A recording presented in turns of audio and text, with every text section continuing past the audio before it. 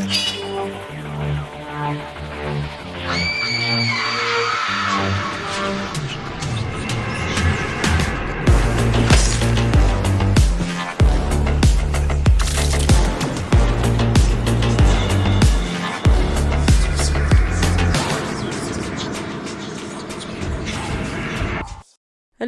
what's up guys and ghouls? Welcome to another episode of Fright Mic, or if you're new here, welcome. I'm Sam. I'm Liz. And today we are continuing our Millennial Monsters theme. We are here with another installment, another early 2000s banger. Honestly, smash hit. We are talking about Underworld from 2003. Yeah, so exciting. So exciting. I love Underworld. I love the first three. Yeah, same. Yeah. The other two, I feel like have nothing to do with the first three. I don't even think I've seen the other two. No, I haven't. Yeah. I have not. I just know that when the fourth one came out, I was like, oh my God, let's see what Scott Speedsman, or I guess I should say like Celine and Michael are up to. And then I think in the trailer. Not a lot. Well, Michael's not even in them. Oh. It just, they're like, oh, all of that? I don't know about all that. We're not going back to all that. It was all a dream, that kind of bullshit. No, I think they just were like, yeah, fuck it. Like, I think they set it up in the very beginning of the movie. Like, okay, this is all just so far in the past of whatever that we're just moving forward from here. Mm-hmm. And it's really disappointing because I like their dynamic. Yeah. I watched these movies for the dynamic and the sexual tension. Well, and that's what happens when, I think, because when did they come out? Like, when was the last Underworld released? I mean, this is like a series that's been like going for a while. Like, because of the course of when the first one came out versus the most recent, I would say. Gosh, was it 2015? 26? I'll look it up. Because, yeah, this Underworld came out in 2003, and then I think the second one came out in 2006. Mm-hmm. And then the third one came out in 2009. And then, so it seems like they came out every 3 years. 3 years, yeah. So, like, that's a long time from the beginning to, like, the end. People get busy. They can't return. Yeah. So they started dropping all this lore that they set up in this movie. True. Yeah, Underworld Awakening came out in 2012, and then Underworld Blood Wars came out in 2016. Wild. Wow. That's crazy. 2016? Yeah. I didn't think it was, like, then. I thought it was, like, way earlier than that.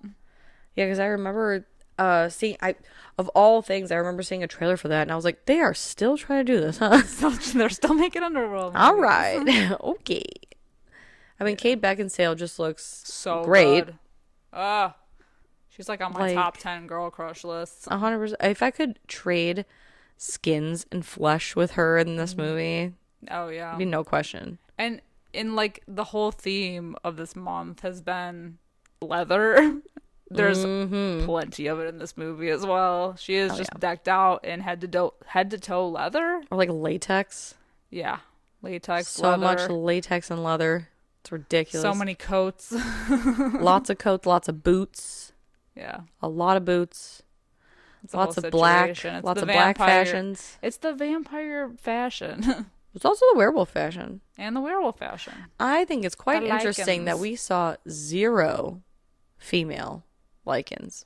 Yeah, what's up with that? What's the deal with that? That's like rare, I think. That's rude. Yeah. I think that's quite rude. Very upsetting. Well, we might see more later this month. We'll see. We shall see. Yeah, more on that later. It's weird. There's a lot of men in this movie. Yeah. All the women are vampires. Everyone's attractive in this movie. Well, objectively attractive. I was thinking the same thing. Yeah. Yeah, they are. Mm-hmm. I think the guy that plays Craven. Oh yeah, he's a pass. He's a hard pass. And all respect to Bill Nye, but pass. Smash. He's a little out of my. I liked his purple contacts. Range. Yeah, I think he looked badass. I think age-appropriate women will find him attractive. He's looked worse. He has. I'm looking at you, Pirates of the Caribbean. He did not look that bad in this movie. I will tell you who looked unexpectedly really good in this movie. Michael Sheen. Barking into the microphone. God damn. Yeah, he looks so good in this movie. The difference between, and I know that you haven't seen any of the Twilight movies. No. The drastic difference between Zaddy Michael Sheen in this movie, and especially in this movie, and then he's in the second one.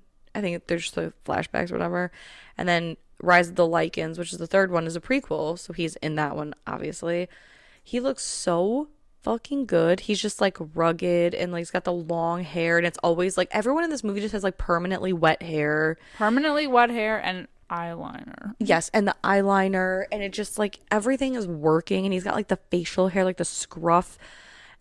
Cut to Twilight. He looks terrifying. First of all, he's playing a vampire in that. He looks like a scary like 16th century marionette puppet of a white person. I don't know. It is horrifying. Weird. He looks like Wonder Bread and mayonnaise and mashed potatoes. All right, so you're saying that early 2000s were his prime? No, I'm saying whatever hair and makeup team they had on this, they needed it for Twilight. Yeah, like yeah, he looks surprisingly very good in this movie. Yeah. You know what? And I mean, Scott Speedman always gonna look good, so he looks fucking great, phenomenal. Yeah, everybody is good looking. I feel like that always kind of happens with vampire movies, though. They always get like the hottest people to be vampires. Well, of course, but see, now it's funny because me, famously always wanting to be a vampire, if I lived in this world, surrounded by all those hot werewolf dudes, maybe I'd switch teams. Maybe I'd try to be a hybrid if I was that lucky. I don't know. Yeah. I don't think it's never daylight in this world, so no, I feel like I would really thrive. Right, I'm totally fine with it. It's really like black and blue and gray, and it's raining all the time. Mm-hmm. And yeah. And we meet in the I guess we should do scores too. So I was just gonna go right into it. I'm trying to find a picture of Michael Sheen in so Underworld 2003 has a 7 out of 10 on IMDb. Honestly, it has an abysmal 31% on Rotten Tomatoes. Really? What's the deal with that? Huh. Oh my god. I mean, why is that? Come on. I know. Trust me, I know. 7 out of 10 is really high. Like IMDb score is high. Why is Rotten Tomatoes score? I know. I don't know. I don't know what y'all are doing on Rotten Tomatoes. This movie's not bad. Like that's the thing. Like I feel like this movie is The Matrix, but with vampires. Yeah. Oh, totally. So like I don't see what the problem is here. Also, I feel like there is a lot of like questionable sciences going on, and I don't pretend to be a I don't pretend to be a scientist, but you know, because it's in the name of vampire, werewolf, blah blah blah. I'm here for it. Yeah. I support it. I don't even question it. Yeah, I'd be interested to know like what the criticisms are. Just because like I think that this movie does a lot of like setting up. Like they knew that they were going to be making at least a trilogy or like several movies because of the way that they set this movie up, because there's like all this backstory and lore and rules, and then they have to like get us up to speed with like what's going on now and like where the position of everybody is and what everyone's doing. And then there's like this whole thing, and then they're setting up a whole other like new war that's happening. It's like a lot. Well, I think according to the IMDb trivia, before this movie got a theatrical release, like before it came out in theaters, they were already greenlit for a sequel and a prequel. Okay. Because of the amount of like sheer ticket sales it got. Yeah, and then they leave it kind of like on a cliffhanger anyway. Mm-hmm. So like that's for sure. Like that by that point it's confirmed. Yeah. But yeah, I wonder if like people just kind of had a problem with it, with all of that like lore business. But I like it because I like a good world building moment. Yeah. Oh, definitely. And there's a lot of that in this, because I'm gonna be honest. Like the first time I ever saw this movie, or like the first couple of times I saw this movie, I was like, who is this person? Like everybody kind of looks the same. Because everyone's got like long black hair, and like everyone's got like names like Lucian and Victor and Craven and you know Mark. Like I'm like, who are you? Who are you people? I know. I like that. There's all those like fancy like with names, and then like there's Viking names. Right, well, then there's Erica yeah. and Michael. Yeah. You know. Yeah. Whatever. They're all sexy. It doesn't matter. Yeah, I mean, they're all good-looking people. Shout out to Erica, who just is like a woman out here doing it for herself. I know. You know? She's working her way up to the top. I love it. Yeah. I love her, honestly. And she gets treated like shit by everybody. Good for her. Yeah. Yeah. No, I remember, so there's no sex in this movie, but there was a sex scene in the second movie, and unfortunately, my family did have a family movie night to watch that one, and that was super awkward. I'll never forget that. I was like, ooh, boy, I gotta go to the bathroom. I'll be right back. I have to look anywhere but here. Exactly. I have to leave. What was I gonna say? I forgot what I was gonna say about this movie specifically before we started talking. Well, I sound dumb, so we'll just keep going. It'll come to you. Yeah, it'll come to me. Yeah, so let's get into it. So just like I'll just go through like a brief background that we're given. We're kind of given little spurts throughout the movie, but just as like a base to go off of, just because there's like a lot of shit going on in this movie. About 1400 years ago, the vampires decided that they needed to buff up their security. So stupid. Because their whole thing is like survival, obviously, and the best way that they thought about doing that is protecting like the three elder vampires, Victor, Marcus, and Amelia. And they were basically going to be like taking turns ruling every like couple of centuries or whatever it is. So while one is ruling, the other two are sleeping. So they're all going to like carousel their ways out of time. Yeah, leapfrog their ways through time. So, and up to that point, it's been good. No one's broken that chain. You know, business as usual. They're kept in like the vampire compound, Gothic mansion thing, underground, under security, and it's been working great. 1,000 years ago, there was, I think it was during Victor's reign, there was this like vampire lycan war that had started. We don't get a lot of information on that right away, but we get more later. And Craven was the one who allegedly killed Lucian, who was like the head of the lycans, and he brought back proof that he had killed him, allegedly, back to Victor. So Victor kind of was like, oh, you're like my number one dude, and was very impressed with him. So he put him in charge of everything while he slept. So kind of cutting to present day, there's still like, once the lycan leader Lucian was killed, they all kind of scattered. So now through time, they have these people who are basically like hitmen of the lycans who have been trying to like kill them off one by one. I think they're called death dealers. Death dealers. And we have Celine, who is our main character, and she's one of them. And her and this guy, oh god, he's the guy with the camera. Wriggles. What did you say? Wriggles. Yeah, Rigel. Rigels. I was like, what's a Wriggles? Yeah, her and Rigel, and then like another dude whose name I like didn't quite get. He's not important. Nathaniel. Thank you. I wrote down names because I had to. There's too many goddamn people in this movie. Good for you, man. I was like, yeah, you know, the guy with the leather, and Wriggles. Follow the other guy with the leather. Yeah, they're hunting these two lycans, and they basically end up in a shootout in some kind of train station. And guess what? There's a guy that the lycans were following who ends up being a guy named Michael Corvin, and Celine and him like lock eyes at first, but he ends up helping a woman who gets shot as like an innocent bystander in this shootout, which is so nice of him. What an angel, because he's a volunteer at a hospital. And so due to this shootout, Celine learns two very important things. Number one, that the lycans have developed a UV bullet where it's like concentrated sunlight, essentially, to harm them. And number two, that there is a large group of lycans that have amassed somewhere in the like underground areas of this train station, this subway, I guess. And she goes to bring the information back to Craven at this badass like vampire mansion compound thing, and she's like, yo, I didn't see it, but I heard it, and I'm never wrong, and you have to believe me, and they're all there, and we should be down there. And Craven's like, but there's a party happening. No. Yeah, exactly. It's just that we've got a lot of people coming. Yeah, all they want to do is party. Yeah. Who wouldn't? Craven's been slacking. Yeah. Well, also, it's a big party because they're about to change over power from the elders. So Amelia and her, like, horde of people, they will be coming. I don't know if it's, like, that night or, like, the next day. It was, like, 2 days' time at the full moon. Amelia. I feel like they didn't plan this right.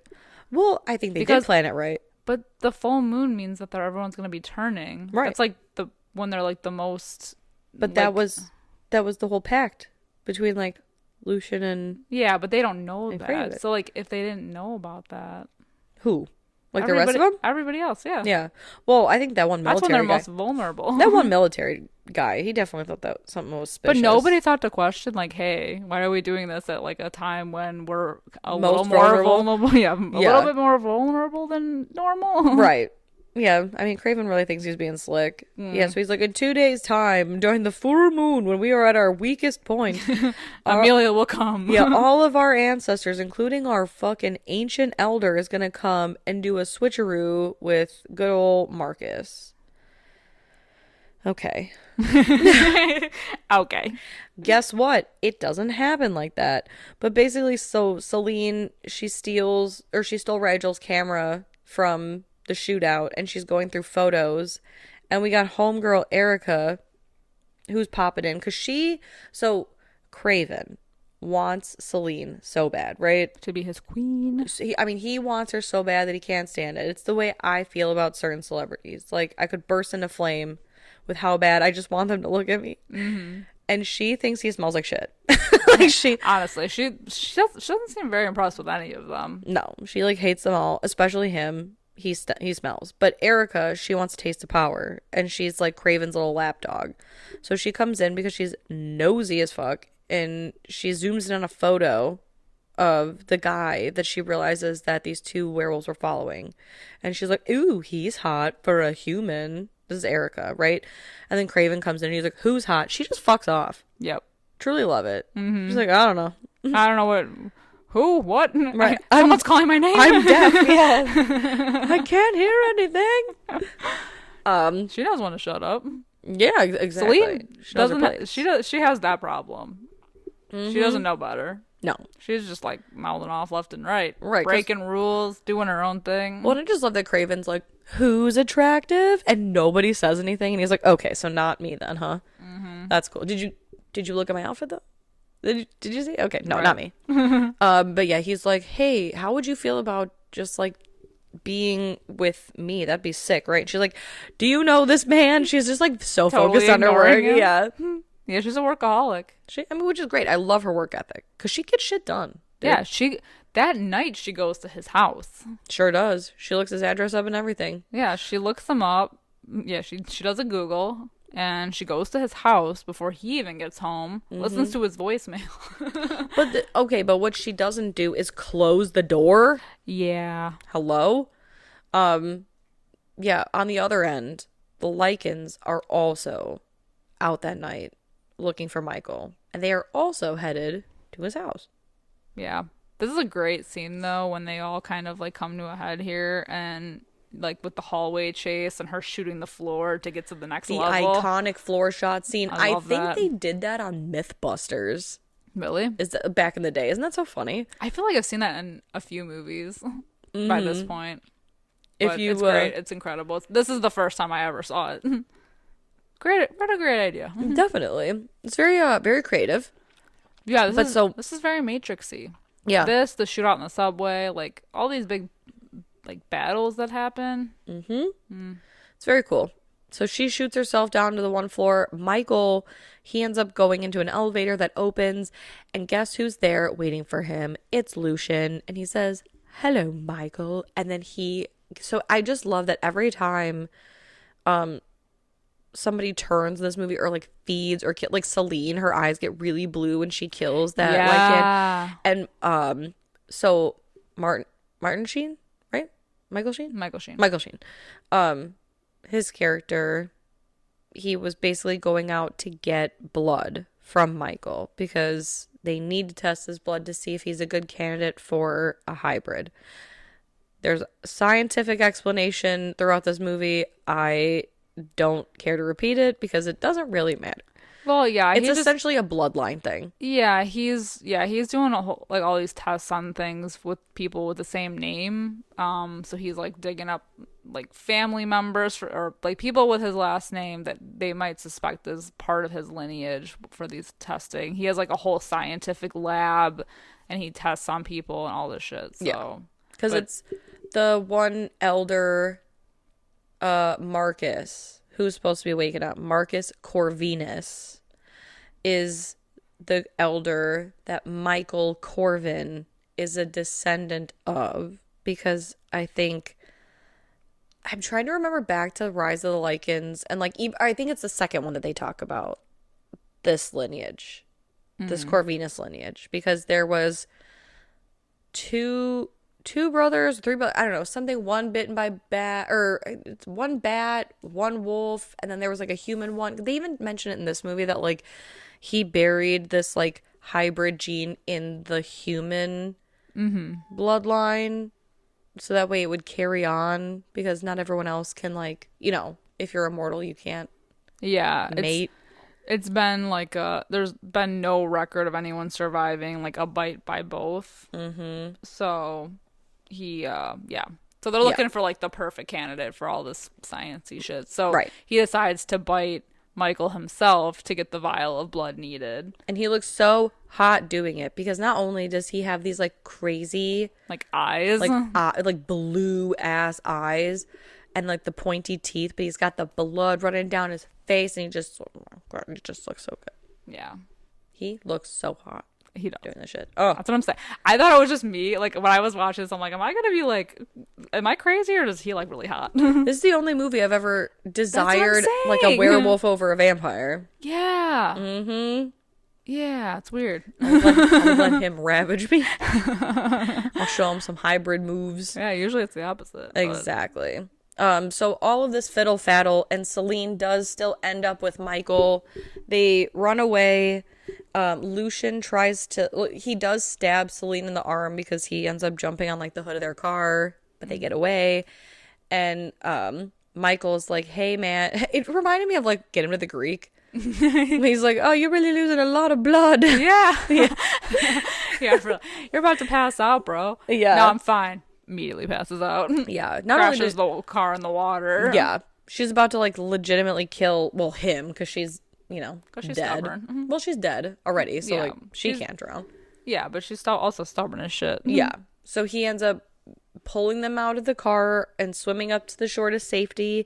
He pulls off his jacket in the middle of this seemingly cold ass season as they're wet to wrap Celine's shoulder, which is like way too nice, because I just would have left, I think. Right? Yeah. I'm like, this who sucks. are you? This is like the worst night of my life. You invaded my home. Yeah, you broke into my home. I got bitten because of you. Almost drowned. Peace. Yeah. But then he passes out immediately after. Yeah. And then when he wakes up, he's back at the vampire compound. She said she saved him because he cute.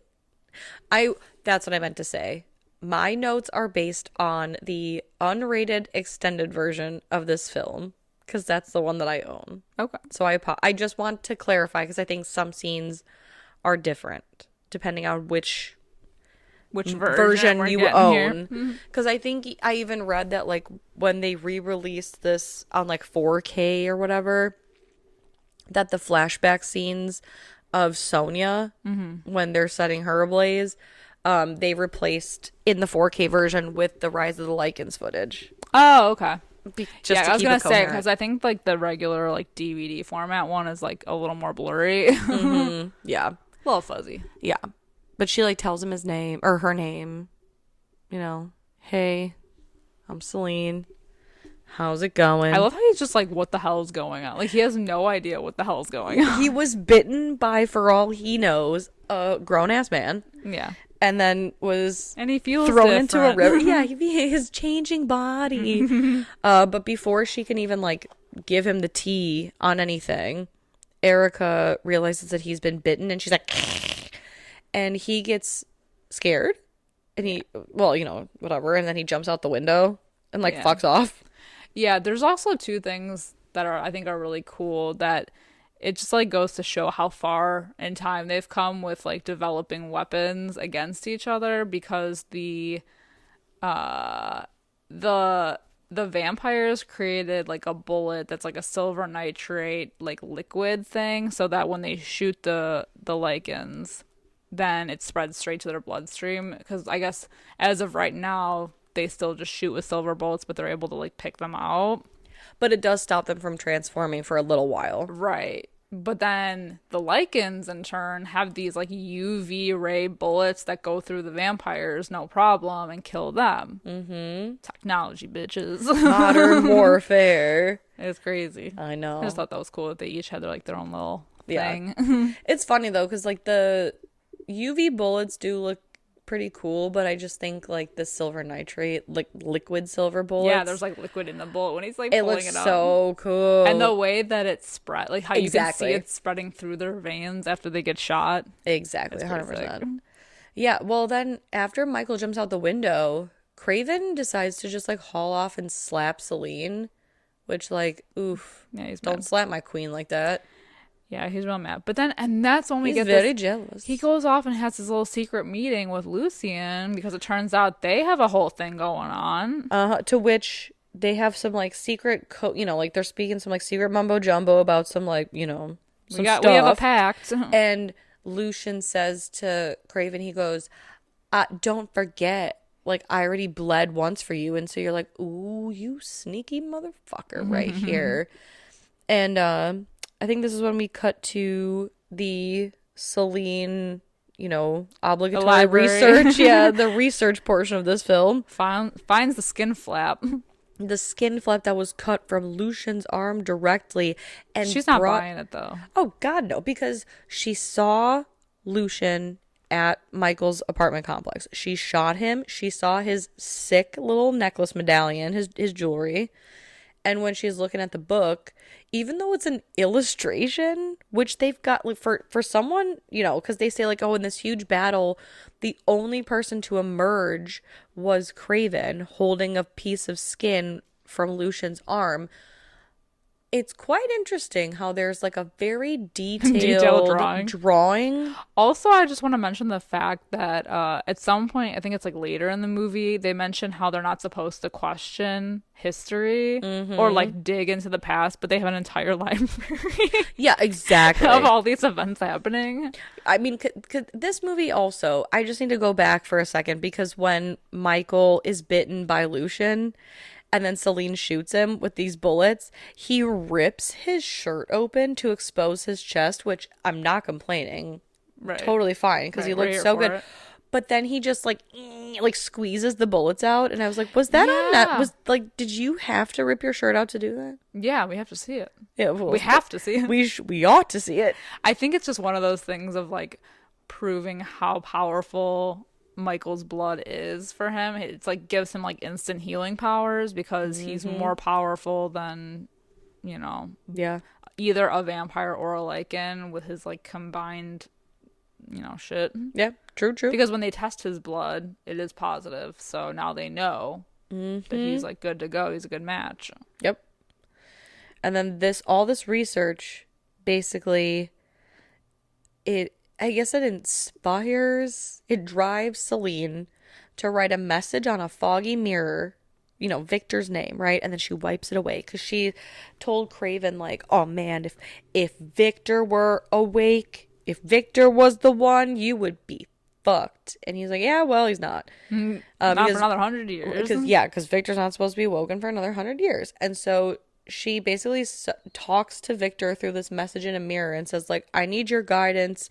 I'm pretty sure that Craven is a lying piece of shit who's in league with Lucien, who's not dead, and instead he's amassed this gigantic werewolf army. So I'm gonna need you to wake up. Yeah. I need your help. And she goes, so she explains that normally an elder is not woken up by just like any regular vampire. They have to be woken by another elder, I think, or someone who's like, qualified able to do so. Because what they do is they pass all of the memories from the last 100 years, basically like it's really cool downloading them. Yeah. On what they've missed. They're like a human USB drive. 100%. Like, oh, you missed class the last 100 years. I'm gonna catch you up. Go. Right. And so she wakes Victor up herself, because what we need you guys to know, or what the movie needs you to know, is that Celine is like an adopted daughter to Victor. Mm-hmm. And that's why she's so close to him out of all of them. Because when she was young, her village was attacked by lycans. This is what she was told, right? And Victor came and rescued her. And turned her that night. And turned her. So that she could get her revenge. Exactly. And that's why she became a death dealer. Mm-hmm.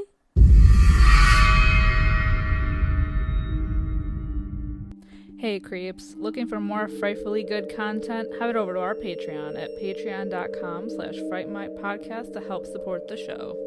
We have current movie reviews, spooky cocktail recipes to match our theme of the month that you can enjoy if you're 21 and over. Or not, I'm not your parent. For legal reasons, I must say this. We play games, trivia, literal fright fights, and much, much more. If you head over to patreon.com/Fright Mic podcast. Again, patreon.com/Fright Mic podcast. You can find everything over there. And again, it is a great way to support the show. We greatly appreciate it, and we love you guys. Bye. Bye. So, she wakes Victor up, and I just love that, like, Craven says something to her, and she was like, oh, yeah? Well, Victor's awake now. He's you like, are shit. fucked. Yeah. I think this guard is, like, the worst guard ever. No shit. Because he just, people come and go so often. It's like, you're guarding the elders. That's, like, the highest position you could possibly have. It's, like, one, like, wiener guy surrounded by cameras in a room. Yeah. But he lets all these other people go in and out as they please, and this whole thing is, like, his fault. Because he's asleep at the switch. Yeah. Michael does show up also at the vampire mansion, and he demands to talk to Celine, and she's going to go, right? She's like, I'll be right down, honey bunny. And Craven's like, excuse you. If you walk out that door, it is over between us. And she's like, yeah, talk to Victor, because he's awake now. And Craven's like, oh, fuck. And the guy who was supposed to be in charge, he's in the background. You can literally see his face like, oh. I'm going to get fired for this. Yeah, exactly. I'll gather my things. Can I have a boss? He's already packing up his desk. Yes. Dude, fucking Victor looks like a cenobite when he rises. Because he's got all those, like, blood tubes attached to him so he can, like, fully regenerate or whatever. Fully download. It's pretty sweet. He looks like a cenobite. Yeah. Looks pretty sick. He's got, like, big, pretty cool. long robes on. He's a real, like, dry looking. Yeah. Well, he's been sleeping for a while. Needs liquids. Yeah. He needs a moisturizer. For sure. Bad. Real Some bad. liquid IV, Yeah, he's really crabby too. He's like, "What is this ruckus?" Yeah, oh my god. He wakes up. I would be too. Well, he wakes up confused because Selena is not supposed to be able to do this, or at least like she's not qualified to do it. So all of the memories and like the shit that she's discovered is like choppy to him. So he's like, "What's the deal? Like, what the hell's going on?" Right. Because he's not getting clear enough information. Right.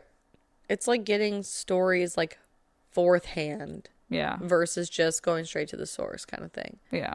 Like I heard from my cousin who heard it from your friend who heard it from my best friend's boyfriend that, well, I think Craven's an asshole. Right. Yeah. But, in the meantime, Celine is with Michael, right? And they're driving in her sick Maserati. And she's basically filling him in because, well, they're on their way to like a vampire safe house thing, right? And she's like, oh yeah, so you're bitten, so you're going to be a werewolf, something's gonna happen to your body, and I'm not familiar, but just know that the full moon is coming and you're gonna be different. right? Like, changed. You're gonna be a changed man. She gives him a bullet to be like, like, do yourself a favor, and if I'm not back, like, use this on yourself. Yeah, because like they go to this like Poor safe guy. house, right? Right. And this is a lot to handle in one night. The worst day of his life, man. I got bit. Yeah. Like, I got attacked. It's just like Dumb I'm and having Dumber. hallucinations. We got no food. We got no jobs. Our pets' heads are falling off. Yeah, literally. Yeah. The worst day of this guy's life, and he has to like grapple with all of this information. Yeah. And also, here's a gun to shoot yourself with. Oh my, yeah, I love that because she leaves him there. Yeah. Right? She's like, I gotta go, by the way. I think this is in like the unrated extended version. I don't know, supposedly, allegedly, this wasn't in like the regular, but she goes to leave and she plants one on him. She kisses him. Hell yeah. And then she handcuffs him to a chair. And she's like, here's a gun and a bullet. And if I'm not back by tomorrow, just do yourself a favor. Shoot yourself. So then she goes to talk to Victor herself. And she's thinking, like, she's got all this information. But she doesn't have, like, proof. But she's working on proof and all this shit. And he's just like, I don't want to hear any of this. Like, you're unhinged. And I'm going to lock you in your room. Is basically what goes down. Because he tells her that he's going to put her up in front of the council. That she will receive no sympathy. Yeah, so her plan kind of backfires. But also, I just love that she basically marches in and out of that mansion 8 times in one day, despite being told if you leave, you can never come back. And she's like, and then she leaves. Yeah, and then she comes back. There's like 3 or 4 scenes of her walking into the mansion and everyone staring at her because they all like to hang out and like. Yeah. Everyone's like, oh my God. Yeah. Oh my God, she's such a bitch. Coming and going as she pleases. Who does she think she is? Yeah, so she gets locked in her room. But the next night is full moon night, which is when Amelia is supposed to be here. Mm-hmm. The trains are coming. And it's very interesting because we realize that there's a situation going on, right? The team of vampires that normally is there to pick up the vampires. The elders. They are told by Craven, oh, no. Someone else is coming to go, or like, going to get them. And that head military guy, the head of the vampires, whatever, he's like, but that's our job. Not anymore. Nope. Not anymore. He sends a guy to basically make sure that the lycans, who are also on their way to the train station, to hijack said train full of elder vampires and posse, like they all get got. And they do. And it's successful, yeah. And they drain Amelia of every last drop. Killing an elder. Not good. Because we do find that Lucian, he needs the blood of an elder vampire and the blood of a human descendant of the Corvinus line to mix all together with his blood to create a hybrid. What would you call it? Like vampire? A vampanthrope? You're right? Because a hybrid just sounds like a Prius. Yeah. It doesn't sound as cool. A mix. Yeah, exactly. Yeah. They're doing a little crossover action. It's like Romeo and Juliet. Yeah. But Erica, being, helpful, scheming, helping herself, sets Celine free. And, she gets to escape. Yeah. Basically. Yeah, she shuts all the power off. And I love that she hands her like a gun or whatever. And Celine says, why are you helping me? She goes, I'm not. I'm helping me. Okay, queen. Good for you. Yeah. I love that. Yeah. Well, then Michael gets picked up because she goes immediately to Michael, right? And she unlocks him. But the werewolves are on their way to get him already. He just the second he's free, he's captured again. 100%. He spends his whole movie having to get rescued. This dude is such a damsel, and I love it. Until the end, when he becomes a cool badass. Yeah. A lycan. Yeah. But yeah, he gets released. It's so funny because she's like, go ahead and jump out that window, and him literally being a human every day of his life except right now is like, are you fucking nuts? Are you crazy? He doesn't believe her. No, but then he jumps, and it's so cool. They really love the shot of these people jumping from high places and then just landing. They love that shot because they use it 8 times. It's really cool too, the transformation scene, because he gets picked up by the people who are after him, the other lycans, and he gets put in the back of a police car and they're driving, and that's when like the full moon is like fully out. He's transforming in the back of the car. They're trying to stop it from happening, so they're giving him like that enzyme dose or whatever to like stop it from happening. Yup. Yeah. It just crazy. I think the transformation scenes are actually really good in this. I do too.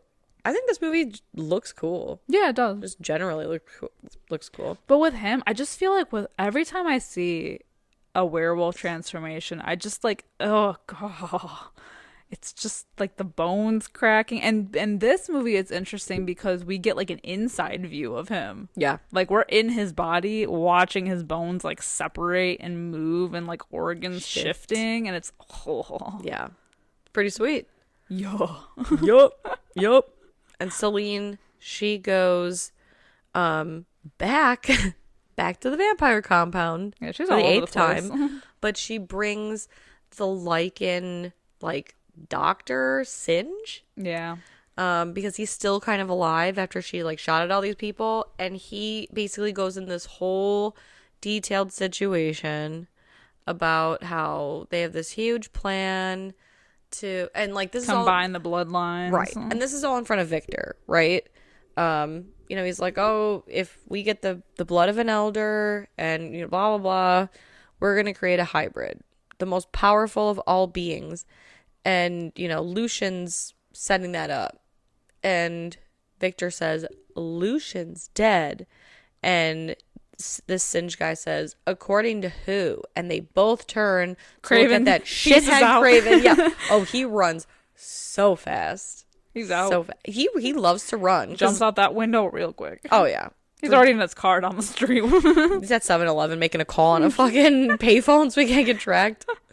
I'm gonna need safe passage. And then we are back with Michael, who's with Lucian, and Lucian is doing science and all this science. He's combining things. He's got vials and beakers and such and so forth. It's really cool too, because part of like his transformation process is that he's also getting Lucian's memories, so he can see different things that have happened through time, and the big one being what actually happened to Lucian, about how he the war started. Basically how the whole war started, with the lycans actually being like servants to the vampires, and he was kind of born into it, and he didn't mind doing that because that's all he knew. But the big no-no was that the vampires and the lycans were never supposed to like date or marry or breed, because it was like an abomination in the eyes of the elders. It's like a race thing. Yeah. Almost. Like a like what like a mythical version of like interracial, whatever. Yeah, and it was just like frowned upon. I didn't even think, because they mentioned that like no one's ever survived it anyway, so they just it was like whatever. So he ends up falling in love with Sonia, who just happens to be Victor's daughter, and things don't go well for them. So in the vision we see Lucian being like captured and tortured while having to watch Sonia basically being like burned alive in front of him. So Victor killed his own daughter to send a message. So sad. He's not that good of a guy. No, he's a piece of shit. And he happened to kill her. Like, it was really weird in the like flashback scene, because they expose Sonia to the sunlight and then burn her. But then in the flashback, I mean, I'm sure they like sped it up for the movie's sake, but then all of a sudden it's like a full moon emerges, and that's when like Lucian escapes, and I was like, right. Okay. But yeah, I thought I read in the IMDb trivia that I think the writer of this movie, I'll have to double check, wrote this like kind of, love story of these like two people from different species based on his experience with like an interracial relationship and things like that. And how like it's kind of, same shit, how some people are just such pieces of shit that like, you can't do that. Right. How gross. Yeah. Yeah, but I feel like at this point in the movie a lot of tea is being spilled. Yeah, because Celine still doesn't know like what's going on, so Victor's just like so over this bullshit that he's like, Celine, like, you're I'm sorry that I told you that I didn't believe you about anything, and I'm gonna need you to now kill Michael, because he is a real problem for us. Yeah, once you kill Michael, then don't worry, I'll kill Craven. It's like, oh, thanks. Yeah, right. Wonderful. Wonderful. Oh yeah, and then I think shortly after this is when like all the vampires arrive. Yeah. Because he doesn't get to inject himself quite yet and do like an experiment before they're like, oh, we have company. And Craven emerges and he's like, we need to talk. And I feel like at this they point, come up with a new plan, like destroy the coven and get that peace treaty going with the lycans. So it's like, you hate to say it, but like Craven is a good guy, even though he's a shit. Because I feel like what they're trying to do, because like, okay, like justice for Lucian, because he's the one that lost everything. Yeah. Unrightfully so. Absolutely. And I mean, Craven's just trying to like help keep the peace. So like in a way, they're the ones like you think they're like the shitheads all along, but they're really not. No. They're kind of. No one's really a good guy. I mean, like Lucian is. Huh? Lucian is. No, he is. Like, but I mean, as far as like, I shouldn't Everybody's say like out for themselves. Everyone's. Yeah, I think like everyone is a good guy and a bad guy. Yeah, they just have bad tendencies. Yes. Yeah.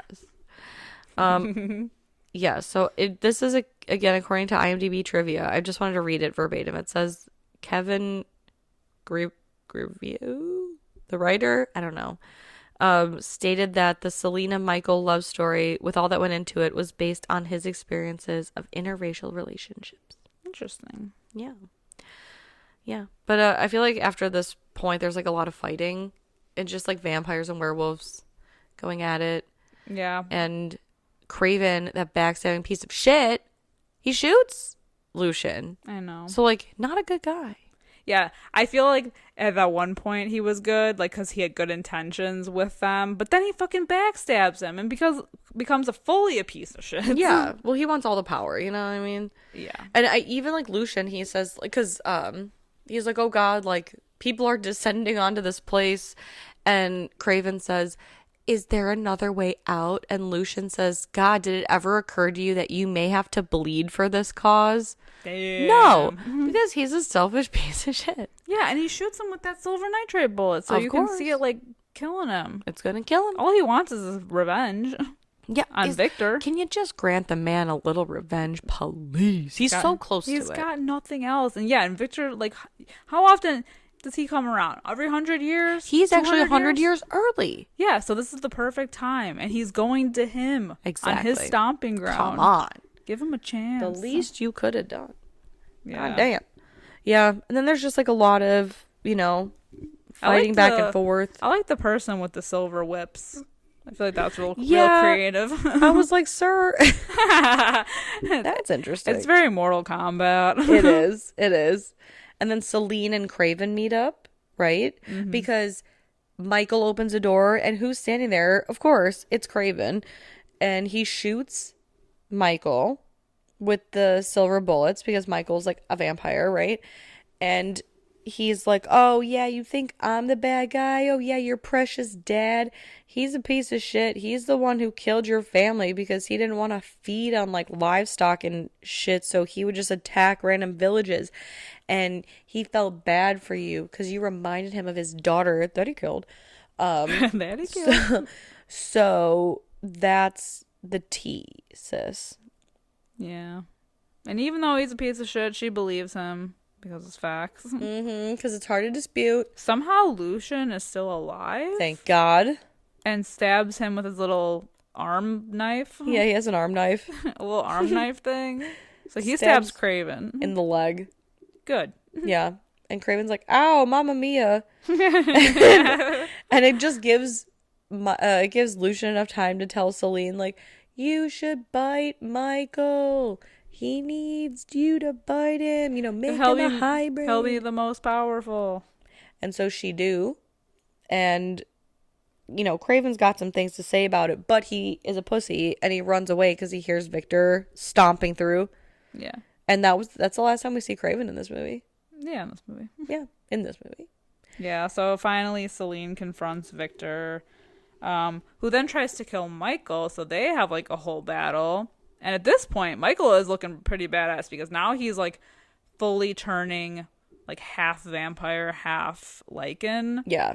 He's like grayish blue all over. He's muscular. Looks like Nightcrawler. Yeah. He's got that perma wet hair that's like in his face. He just got these like fully black, like the sclera blackout contact thing situation going. Yeah, he looks sick. He looks really cool. He looks like a demon. Yeah, he does. That's the perfect way to describe it. Yeah, so sick. He looks badass, and he's like got super strength, but he fights off Victor, and then Celine ends up coming in and chopping his head in half. Yeah. Like face in half. It's awesome. It's incredible. And then they kind of realize, like, oh boy, everyone's gonna be after Celine now. The lycans, the vampires, and they're gonna be probably after Michael because they're gonna be very interested in the first hybrid. Yeah, so they're all in trouble. And our last shot of the movie is the blood of that scientist who was killed by Victor. Singe. Yeah, Singe, leaking into the resting place of Marcus so that he is now awake. Uh-oh. It's incredible. But I thought only experienced people can wake these bitches. Yeah, what? Loose rules here. Loose rules. Loose rules indeed. I love that though. I know. Yeah, this movie is, I think it's like, it parts very dialogue heavy because it delves a lot into like the lore and the background. But then it's funny because then they just go ahead and make the prequel anyway, so it's like this 2-hour movie didn't really need to be 2 hours. Yeah, it's still good. I don't think it detracts from the movie at all. I just think it's funny if they knew already they were gonna get a prequel. I think it's a lot. I think it's really good, but it's like a lot of information to like dump down on people. Yeah, for like an opening movie.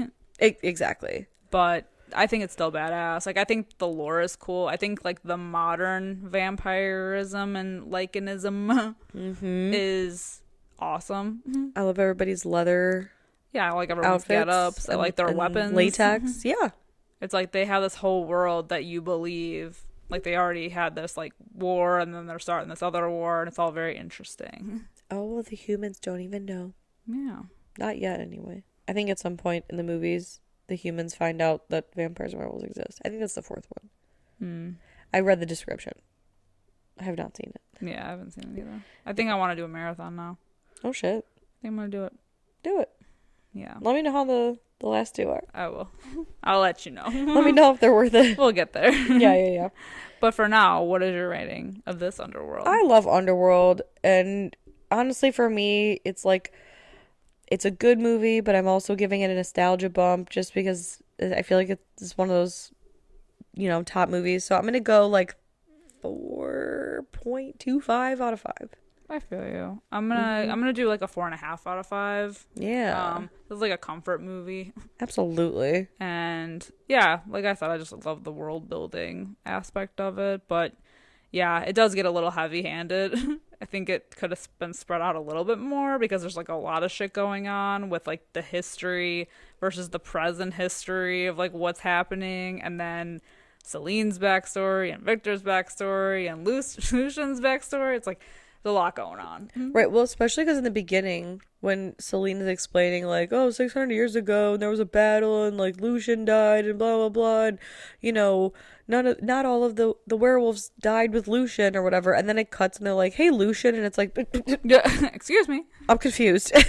Yeah, like I feel like we should have Are you a different Lucian? Yeah, like we should have been given a little bit more mystery about who he is. Like, oh, he's just like the new baddie in town, and then we find out at some point, ooh, he actually is Lucian. Right, we find out through Michael's new memories of the past, like, right. Oh man, you're that guy. Yeah, like shit. That would have been cooler. Right. But now that we know this information ahead of time, I mean, there are enough reveals later in the movie that it's like, okay, whatever, like you let it go, because then there's like the whole, oh shit, like Craven was actually right, like Lucian was right, like they, everyone we thought was good is actually bad.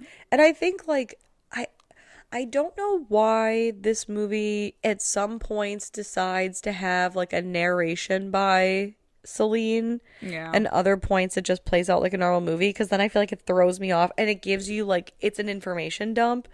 So it's like I feel like they should have either done the whole movie with like narration, or they should have just left it all out. And like just kind of it's really brief too, especially when she does in the beginning, because she doesn't give us a lot of information, and then we like spend half the movie with more information coming out. So it's like, I get that. It almost should have been like just in the beginning, and that's that. Right. Cut to present day and all the shit we're dealing with now. But I guess that would also take away from like the big reveals at the end. So true. You know, whatever. Nevertheless, still a great movie. Everyone go watch it if you haven't seen it already. Let us know what you guys think of Underworld from 2003. You guys know where to find us. If not, we are on all forms of social media. So Facebook, Instagram, Twitter, Discord, TikTok. What's the other one? You name it. Yeah, honestly, we're everywhere, which is great. And if you guys have the time and you would be so kind, please leave us a 5-star review or a nice little comment anywhere you can. It really helps our little show. And honestly, it makes us feel good. And who doesn't want to feel good? It makes me so happy. True. Yeah. But until next time, I'm Sam. I'm Liz. Rest in peace.